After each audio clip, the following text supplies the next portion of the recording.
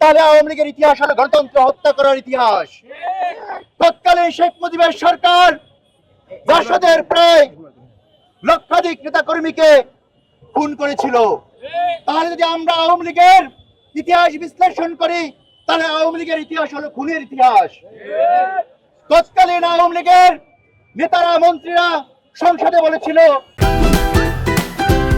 Optical brighter photo catalyst active granule সমৃদ্ধ বসুন্ধরা পাওয়ার wash, ঝলমলে কাপড়ে ফুরফুরে মন।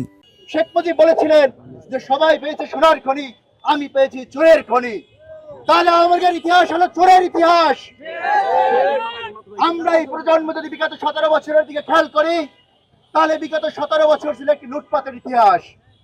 বিগত 17 বছর শুধুমাত্র বিএনপির 2000-এর অধিক নেতাকর্মী গুম এবং খুনের শিকার হয়েছে, 80 লক্ষ মামলার শিকার হয়েছে, হাজার হাজার মানুষ খুনের শিকার হয়েছে। তাহলে আওয়ামী লীগের ইতিহাস যদি আমরা বিশ্লেষণ করি, সেখানে খুন, গুম, রাহাজানি এবং চোর এবং চুরি এবং লুটপাটের বাইরে আর কিছু দেখি না।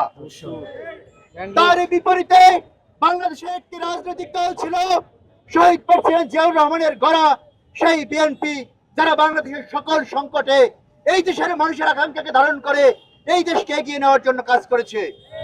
সেই শহীদ প্রেসিডেন্ট জিয়াউর রহমানের আদর্শের উদ্বুদ্ধ সংগঠন বাংলাদেশ জাতীয়তাবাদী ছাত্র দল সকল সংকটে, দেশের বিরুদ্ধে সকল ষড়যন্ত্রে রাজপথে ছিল, আজকেও তার ব্যতিক্রম হয়নি। তাই সেই নিষিদ্ধ সংগঠন তার অঙ্গ সংগঠনকে এই প্রতিবাদ সমাবেশ থেকে হুঁশিয়ারি উচ্চারণ করে বলতে চাই, আমরা সেই সংগঠন যারা 5ই আগস্ট 143 জনের তাজা রক্ত এই রাজপথে জড়িয়ে দিয়ে আপনার যে আপা, সেই আপাকে আমরা এই দেশ থেকে তাড়িয়েছি। যেতে চাই, এই আপা কোনোদিন ফিরবে না, সেই সাহস তার কোনোদিন নাই। এই দেশে যদি ফিরে, বাংলাদেশ জাতীয়তাবাদী দল তাকে ফিরিয়ে আনবে এবং তার ফাঁসি বাংলাদেশের প্রচলিত আইনে নিশ্চিত করবে।